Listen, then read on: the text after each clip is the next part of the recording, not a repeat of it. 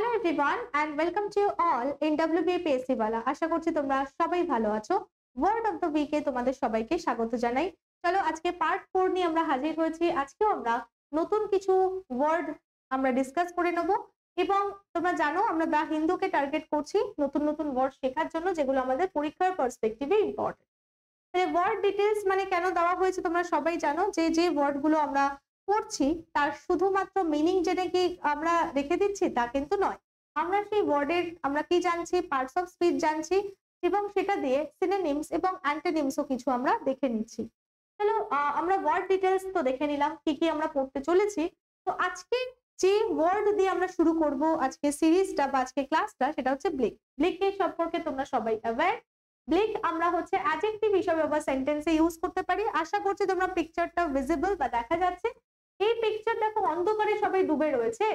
দেখো প্রত্যেকটা মানুষের যে মুখ চোখ দেখতে পাচ্ছ, গ্লুমি একটা তোমাদের কাছে কি আসছে, সেন্স প্রোভাইড করছে। মানে কি, সে হচ্ছে ডিপ্রেসিং রয়েছে না। যখন আমরা ডিপ্রেসিং থাকি, গ্লুমি থাকি, তখন আমরা কি করি না, দেখো মুখে বা মাথা নিচু করে মুখে হাত দিয়ে আমরা বসে থাকি। তো সেরকমই পিকচার দেখো এখানে প্রোভাইড করা হয়েছে। অর্থাৎ সেন্স আমরা দেখো ডিসকারেজিং এর পাচ্ছি, ঠিক আছে, গ্লুমির পাচ্ছি, ডিপ্রেসিং এর সেন্স আমাকে প্রোভাইড করছে ব্লিক, ঠিক আছে। সিনোনিম হিসেবে আমরা কি কি ইউজ করতে পারি? সিনোনিম হিসেবে আমরা ইউজ করতে পারি আনপ্রমিসিং, চিয়ারলেস, হোপলেস। এগুলো হচ্ছে আমরা সিনোনিম হিসেবে ইউজ করতে পারি। অ্যান্টোনিম কি হয়ে যাচ্ছে? প্রমিসিং অথবা হোপফুল, ঠিক আছে। তো সেন্টেন্স অবশ্যই গঠন করা আছে। প্রত্যেকটা সেন্টেন্স তোমরা দেখে নিও যে কিভাবে ব্লিককে আমরা সেন্টেন্সে ইউজ করেছি। চলো পরবর্তী আমরা ওয়ার্ডের দিকে এগিয়ে যাই।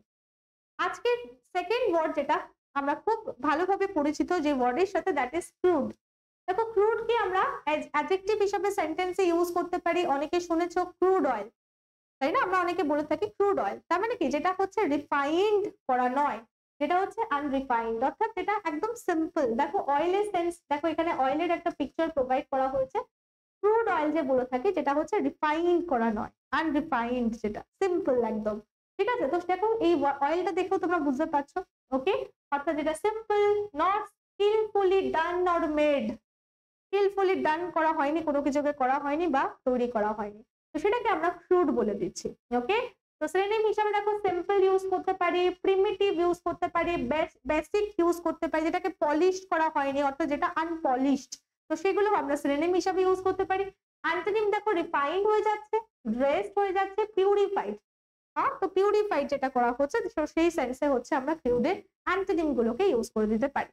দেখো একটা সেন্টেন্স দেওয়া আছে, তোমরা তোমাদের মতো করে অবশ্যই কিন্তু সেন্টেন্স গুলো লিখো। চলো পরবর্তী আমরা ওয়ার্ডের দিকে এগিয়ে যাই, দ্যাট ইজ কনস্পিকিউয়াসলি। দেখো কনস্পিকিউয়াস আমরা হচ্ছে সেন্টেন্সে ইউজ করে থাকি, হ্যাঁ, যেটা হচ্ছে খুব মেমোরেবল, রিমার্কেবল যেটা।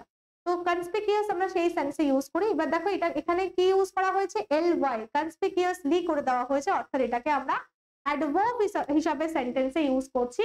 কনস্পিকিউয়াসলি দেখো পিকচারের সাথে একটু রিলেট করো। দেখো প্রচুর এখানে অ্যাপলস দেওয়া রয়েছে, গ্রিন অ্যাপলস, এবং তার মধ্যে যখনই তোমরা একটা রেড অ্যাপেলকে দেখে নিচ্ছ, তার মানে সেটা অন্যদের থেকে ভিজিবল বেশি হয়ে গেল, তাই না? বেশি ক্লিয়ারলি তুমি একে দেখতে পাচ্ছ। কেন?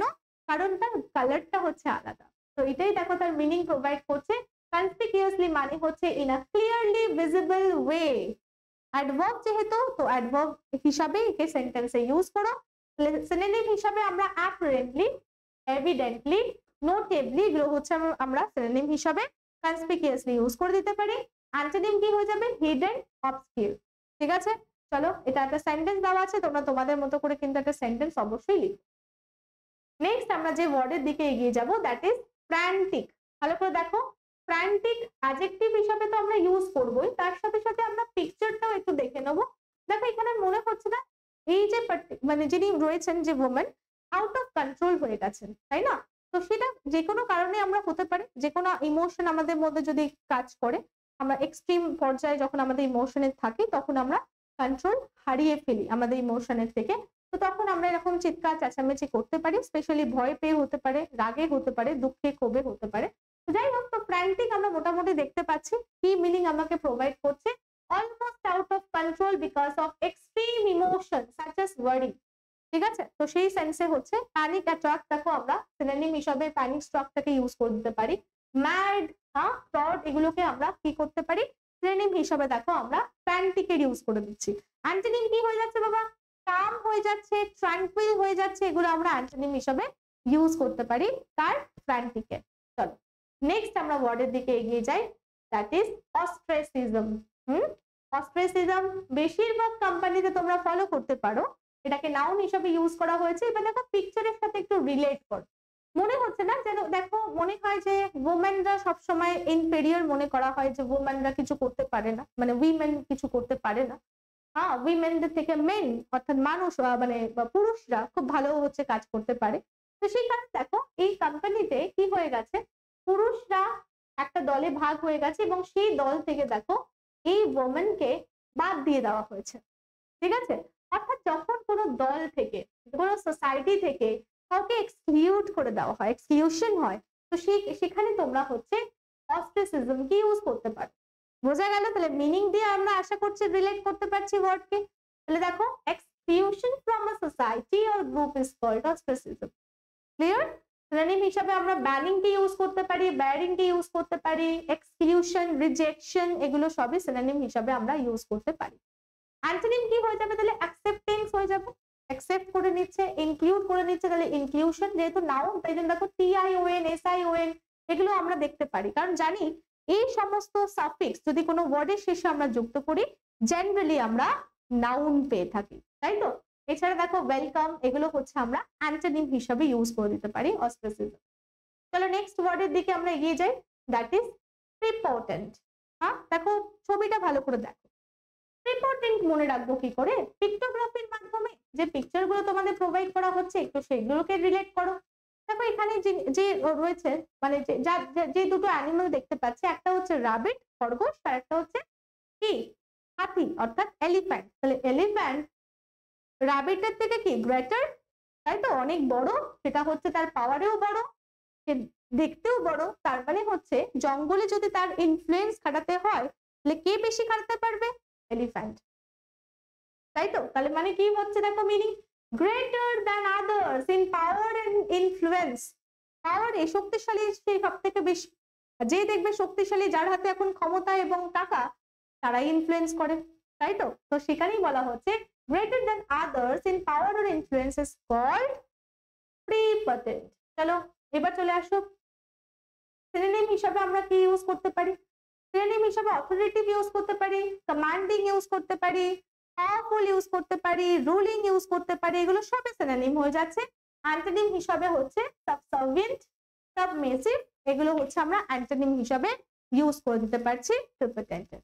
চলো নেক্সট আমরা ওয়ার্ডের দিকে এগিয়ে যাই। দেখো কুইকজার্টিক, ভালো করে ছবিটার দিকে ফলো করো। কুইকজার্টিক, কুইকজার্টিক অর্থাৎ যে সবসময়, দেখো এটা কি, দিস ইজ ক্লাউড, আর যার মাথা সবসময় ক্লাউডে আছে। দেখো মাথা কিন্তু আমাদের কি কিসে নেই? আর্থে নেই, ক্লাউডে আছে। এই জগতে নেই, মাটিতে নেই, তার ক্লাউডে সবসময় মাথা থাকে, অর্থাৎ সবসময় সে ড্রিমি, সবসময় চিন্তা ভাবনা কি স্বপ্নের মধ্যে করছে, তাকে আমরা কুইকজার্টিক বলে দেবো। অর্থাৎ অ্যাডজেক্টিভ হিসেবে আমরা ইউজ করতে পারি সেন্টেন্স, অর্থাৎ ড্রিমি, ড্রিমি সেন্সে, ঠিক আছে?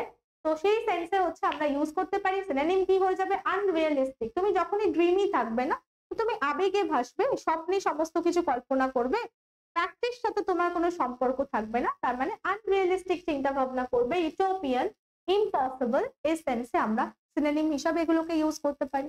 অ্যান্টোনিম কি হয়ে যাবে? প্র্যাকটিক্যাল, রিয়েলিস্টিক, এগুলো হচ্ছে অ্যান্টোনিম হিসাবে আমরা কুইকজার্টিকে ইউজ করতে পারি।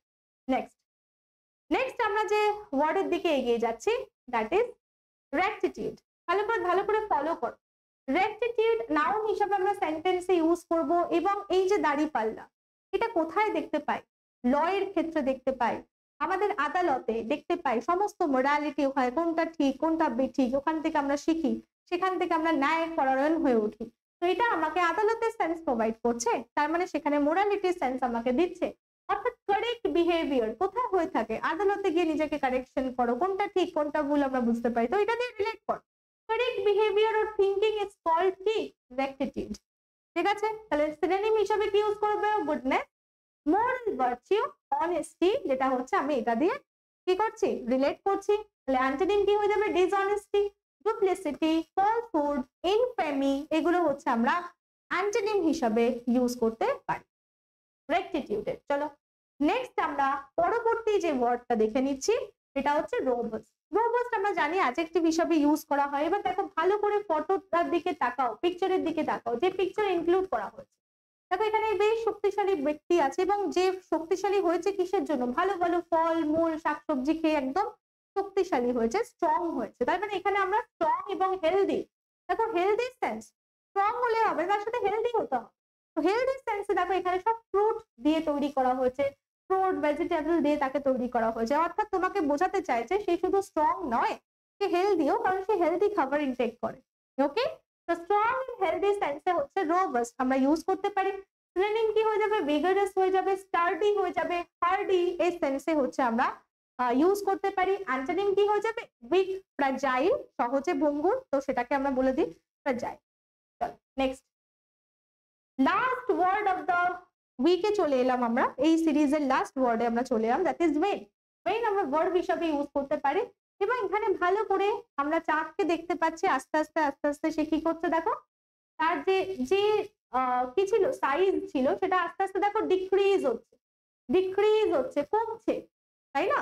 সুন্দর চাঁদের মাধ্যমে আমরা আলো পেতাম, আস্তে আস্তে যখন চাঁদই কমে যাচ্ছে, মানে কি যখন কিসের দিকে এগোচ্ছে, যেটাকে বলা হয় অমাবস্যা, কারেক্ট? যখন অমাবস্যার দিকে এগোচ্ছে তখন কি হয়ে যায়, তখন হচ্ছে তার কি পূর্ণতাও যেমন কমতে থাকে, তার আলো, এই আলোর যে বিচ্ছুরণ সেটাও কমতে থাকে, তার ইনফ্লুয়েন্সও কমতে থাকে, তার কমার সেন্স আমাকে প্রোভাইড করছে। ওয়েন মানে কি, ওয়েন মানে হচ্ছে কোনো কিছু উইকার হয়ে যাওয়া, তাহলে যে আলোটা পাচ্ছে সেটা কমতে থাকছে, ক্ষীণ হয়ে যাচ্ছে। তো দেখো মিনিংও তাই প্রোভাইড করছে, to become weaker in strength or influence. ইনফ্লুয়েন্সের দিক থেকে এবং স্ট্রেংথের দিক থেকে, শক্তির দিক থেকে, ইনফ্লুয়েন্সের দিক থেকে তুমি তাকে কি করছো, কমে যাচ্ছে তোমার, ঠিক আছে, ছাপ থাকছে না, ডিক্রিজ হয়ে যাচ্ছে। তো সেই সেন্সে হচ্ছে আমরা ওয়েন ইউজ করতে পারি সেন্টেন্সে। সিনোনিম কি হয়ে যাবে বাবা, ডিক্রিজ হয়ে যাবে, শ্রিঙ্ক হয়ে যাবে, ডিসঅ্যাপিয়ার হয়ে যাবে, ডিমিনিশ হয়ে যাবে, এগুলো আমরা সিনোনিম হিসাবে ইউজ করতে পারি ওয়েন এ। অ্যান্টোনিম কি হয়ে যাবে, অ্যান্টোনিম হয়ে যাবে ইনক্রিজ, গ্রো, রাইজ, অথবা ইনক্রিজ তো আমি বলেই দিয়েছি। তো এগুলোকে আমরা হচ্ছে ওয়েন এর অ্যান্টোনিম হিসাবে ইউজ করতে পারি। প্রত্যেকটার জন্য কিন্তু এক একটা করে আমি সেন্টেন্স অবশ্যই দিয়ে দিয়েছি, সেগুলোকে কিন্তু তোমরা দেখে নিও এবং এগুলোকে আশা করছি তোমরা খাতায় নোট ডাউন করছো এবং কন্টিনিউয়াস রিভিশনের মধ্যে থাকছো। বিকজ সিনোনিমস, অ্যান্টোনিমস বা ভোকাবুলারি ক্ষেত্রে কোনো কিছু শর্ট ট্রিক বা মেথড অ্যাপ্লাই করে কেউ বেশি দিন চলতে পারে না। তো সব সময় একটা রিভিশন প্রসিজিয়ারের মধ্যে থাকো, আশা করছি তোমাদের জন্য হেল্পফুল হবে সেটা, ঠিক আছে? ওটাই সঠিক উপায় বাবা, যে আমরা কিভাবে ওয়ার্ডকে মনে রাখতে পারি বা কিভাবে আমরা পরীক্ষা পর্যন্ত যাতে ঠিকঠাক ভাবে আমাদের ওয়ার্ড গুলো মনে থাকে। ওকে, তো চলো আজকে ক্লাস আমি এখানেই শেষ করছি। That's all for today and have a